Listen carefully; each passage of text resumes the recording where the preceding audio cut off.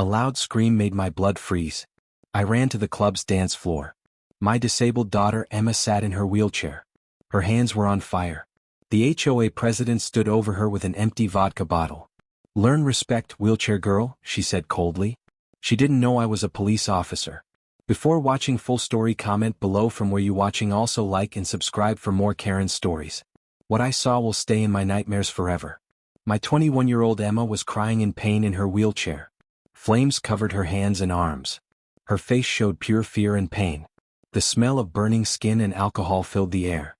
In that moment, everything I loved was burning before my eyes. Standing over her was Margaret Winters, our HOA president.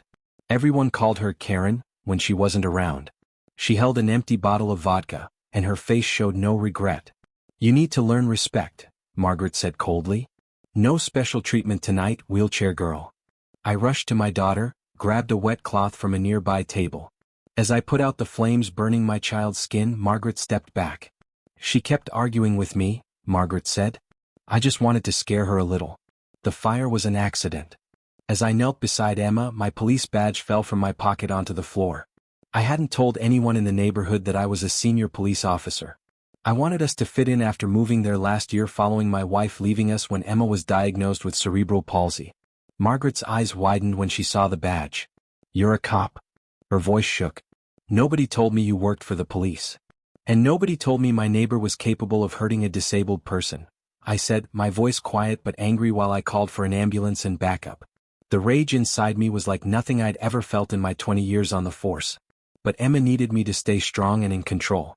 "It was just supposed to be a lesson," Margaret muttered, looking at her hands. "She needs to learn." People in the club started gathering around, drawn by the screams. They gasped when they saw Emma's burned hands. "What happened?" a man asked, rushing to help. "She poured vodka on my daughter's hands and lit it with a candle," I said, holding Emma while she cried in pain. "Because Emma asked her to stop bothering us at her birthday party." The looks on people's faces changed from shock to anger as they stared at Margaret. The music had stopped. The bright, colored lights still flashed, but now they lit up a scene of horror. The bartender rushed over with ice. Someone else brought clean towels. Emma's friends stood around her, crying and trying to comfort her. "I didn't mean for the fire to happen," Margaret said loudly, trying to make people believe her. "The candle wasn't my fault." A young man pushed through the crowd. "I saw everything," he said, holding up his phone. "I got it all on video." She poured it right on her hands and said, "Learn your lesson," before the candle caught it. Margaret's face went pale. She tried to grab the phone, but two big security guards blocked her. "Don't let her leave," I told them, still holding my crying daughter. "She's under arrest." When the ambulance arrived, the medics quickly started treating Emma. One looked at her burns and told me quietly, "Second-degree burns. She'll need hospital care right away." As they took my daughter to the ambulance, I turned to Margaret. 2 police cars had arrived and 4 officers approached us. "Margaret Winters," I said, speaking words I'd said to many criminals before, but never with such personal pain, "you're under arrest for assault with a deadly weapon and child endangerment." Officer Wilson, who I'd worked with for years, put handcuffs on Margaret while I continued reading her rights. "You can't do this," Margaret shouted as reality finally hit her. "Do you know who I am? I run our neighborhood." "And do you know what you've done?" I replied. "You've attacked a disabled woman at her birthday party because you think HOA rules matter more than human decency." I rode in the ambulance with Emma to the hospital. Her fingers, the parts not burned, gripped mine tightly. The paramedics had given her something for the pain, but I could tell she was still suffering terribly. The ambulance raced through the streets, lights flashing and siren wailing. Inside, I held my daughter's hand and tried to be strong for her. "Dad, why did she hurt me?" she asked, her voice small through her pain. "I was just celebrating my birthday." My heart broke as I kissed her forehead. "Some people care more about rules than people, sweetheart. But she won't hurt you again. I promise." "It hurts so much," she whispered, tears running down her face. "My hands feel like they're still on fire." The paramedic adjusted her and gave her more pain medicine. "You're doing great," he told her kindly. "We'll be at the hospital in just a few minutes." At the hospital, doctors worked quickly to treat Emma's burns. They cleaned her wounds, applied special creams, and wrapped her hands in bandages. They told me she would need several surgeries and months of therapy. She might never regain full use of her fingers. "The burns are deep," the doctor explained to me in the hallway. She'll need skin grafts. And there could be nerve damage. I couldn't hold back my tears anymore. Will she ever play piano again? Emma had been taking lessons since she was 5, despite her cerebral palsy making it challenging. The doctor put his hand on my shoulder. I wish I could promise you that, but I can't. We'll do everything we can. While Emma slept after getting pain medicine, I sat by her bed and let tears fall. My phone kept ringing with calls from the police station, my boss, and reporters who had already heard about what happened. The story spread quickly. HOA President Burns' disabled woman didn't know father was police officer. Videos from the club were already on social media. Margaret's face and name were everywhere. Her actions had shocked the whole city. My police chief visited us the next day. The district attorney is taking this case personally, he told me. She'll face every charge we can bring. He looked at Emma sleeping in the hospital bed, her hands heavily bandaged. How is she doing? The pain is bad, I said. And she's scared about what this means for her future. She's an art student. Her hands are everything to her. The chief nodded grimly. We've got the club's security footage, plus at least 5 videos from witnesses. And 20 statements already. This is as solid a case as I've ever seen. Margaret's lawyer tried to get her released on bail, claiming it was all a terrible accident. The judge refused after seeing the photos and videos of Emma's burned hands. The evidence against Margaret was overwhelming. The club's security camera had recorded everything from multiple angles. 20 people had seen the attack. And Margaret's own words right after showed she meant to teach a lesson. Margaret's past came to light too. Other neighbors came forward with stories of her harassment, especially toward elderly residents and families with special needs children. She had created rules specifically targeting people she didn't think fit into her perfect neighborhood. While Emma went through painful treatments, our community rallied around us. Neighbors brought food and cards. Emma's college friends made videos to cheer her up. Even strangers sent gifts after hearing our story on the news. The art school where Emma studied organized a fundraiser for her medical bills. They raised over $50,000 in just 1 week. The HOA board fired Margaret and issued a public apology. They changed all the petty rules she had created. The new president personally visited Emma in the hospital. We're making all the neighborhood facilities fully accessible, she told Emma. And we're starting a scholarship in your name for disabled artists. Emma's recovery was slow and painful. Every day, nurses would change her bandages and she would cry from the pain. Physical therapy was exhausting and often discouraging. I can't do it, she sobbed one day trying to bend her fingers around a soft ball. It hurts too much and they won't move right. Yes, you can, I told her firmly. One more try. Just one more. After 3 surgeries and countless hours of therapy, Emma slowly began to regain some use of her hands. She would never have the same dexterity she once had, but she was determined to find new ways to create art. Margaret's trial came 3 months later. By then Emma's hands were healing, but covered in scars she would have forever. In court, Margaret's expensive lawyer tried everything. He claimed she was under stress, that she had been taking new medication, that I had threatened her before as a police officer. None of it worked.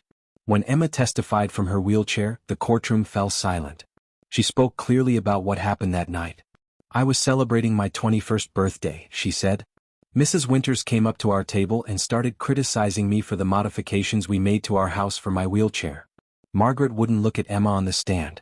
She said she was going to teach me a lesson. Then she poured vodka on my hands. A candle on the table set it on fire. The pain was terrible. Emma held up her scarred hands for the jury to see. I can't play piano anymore, she said simply. And I'm learning new ways to paint because I can't hold a brush properly. I have nightmares every night about my hands burning. There wasn't a dry eye in the courtroom. The prosecution showed the videos from the club. They called witnesses who had seen everything.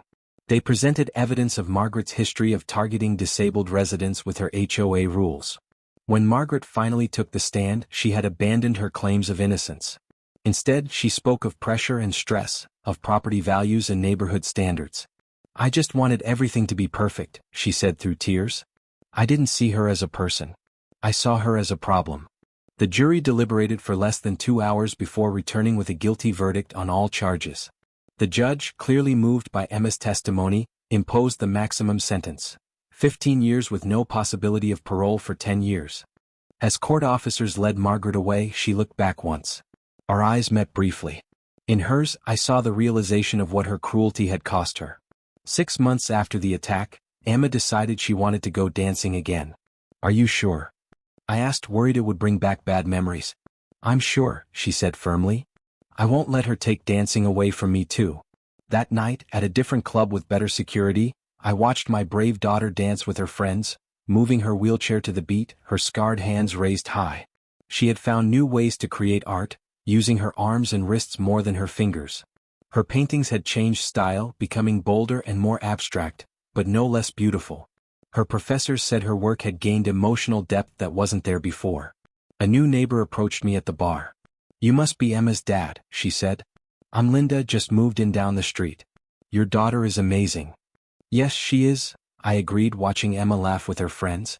I heard what happened, Linda continued. The whole neighborhood still talks about it. They say you're some kind of hero.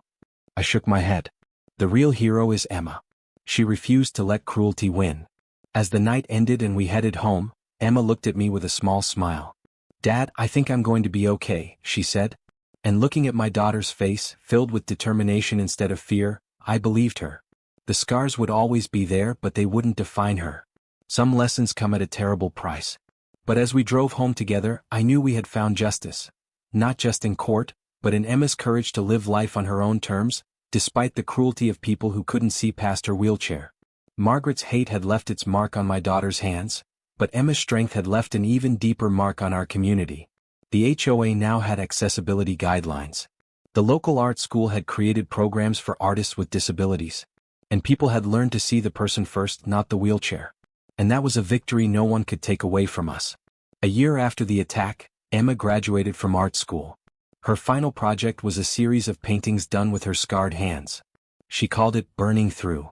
The paintings showed hands in flames, but instead of destruction, the fire created beautiful new things. I stood beside her at the gallery opening, watching people study her work with tears in their eyes. Many came up to shake her hand and tell her how moved they were. Your daughter is incredible, her professor told me. She's taken something terrible and turned it into art that changes people. That night, as I drove Emma home from her successful show, she looked at her scarred hands in the car's dim light. You know, Dad, she said quietly, I used to hate these scars. I wanted to hide them. But now I see them differently. How so? I asked, glancing over at her. They're proof that I survived. That I'm stronger than what tried to hurt me. She flexed her fingers slowly, the movement still limited but improving. And they remind me every day that no matter what someone does to you, they can't break your spirit unless you let them. I had to blink back tears. My daughter had found wisdom through her pain that many people never find in an entire lifetime. When we got home, there was a letter waiting for Emma. She opened it and gasped. It was from a major art gallery in New York. They wanted to feature her work in an exhibition about overcoming trauma. As she danced around our living room, waving the letter with her scarred hands, I knew that Margaret Winters had failed completely. She had tried to teach my daughter a cruel lesson about staying in her place. Instead, Emma had taught the world a beautiful lesson about rising above cruelty and finding strength in the darkest moments.